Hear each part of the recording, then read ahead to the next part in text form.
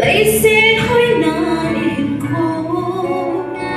Bụi mang điên đi tin ấy gì lên Ngày luôn đặt sang kim dinh Cả ba cây chu Ako mà cô đã giam mình anh phá lưu bồ Thuốc ta ihinkho khi vô nín Đi tin vào tôi xiết gạo đầu dùm nín Leiset hoi thu nan gạo dầu lâu đinh Nông xuân nín mà làm ruột dinh ngủ hình tế Vạn cả nan chút cắm là từ lâu Ê hông quỳ tìm đi gạo đốt chính dễ Chỉ dinh nghi Tổng dì ngủ hình tế Và khởi chủ á thu tiếp thôn mấy lâu Thì cả dù đã thiếu ai này Anh hết tâm là ít chân thấy nên tin Đi tin nhìn một cái gì lẽ không xin quý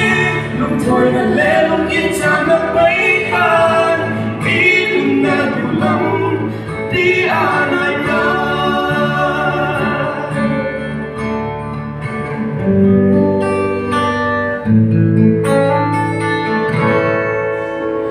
Thuốc ta ihinkho kỳ vô nín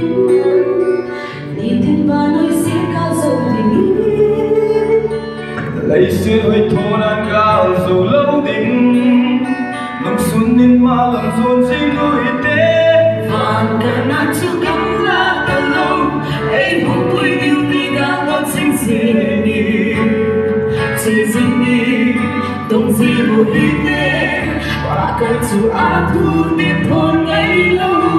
Ý gạo dô na tiêu á nai ta Anh khắc tâm này chân thị nè đi vi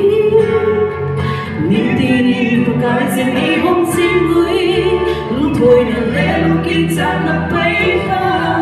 Ý vẫn là điều lắm Vì ai này ta Vạn cả nan chút cắm là từ lâu Ê hông quỳ điều đi gạo đốt chính dễ Chỉ dinh nghi Tổng dì ngủ hình tế Và khởi chủ á thu tiếp thôn mấy lâu Thì cả dù đã thiếu ai này tai Anh hết tâm là ít chân thấy nên tin Đi tin đi một cái gì đây không xin quý Lúc thôi là lẽ lúc ít chẳng được mấy khăn Ít vẫn theo được lưu Đi ai này tai Vạn cả nan chút cắm là từ lâu Ê hông quỳ điều đi gạo đốt chính dễ Chỉ dinh đi Tổng dì ngủ hình tế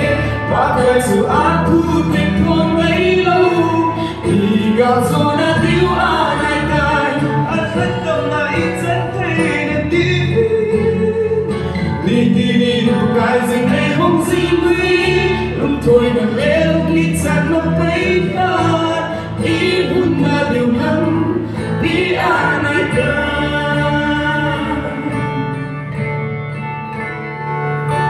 Lâu bên nào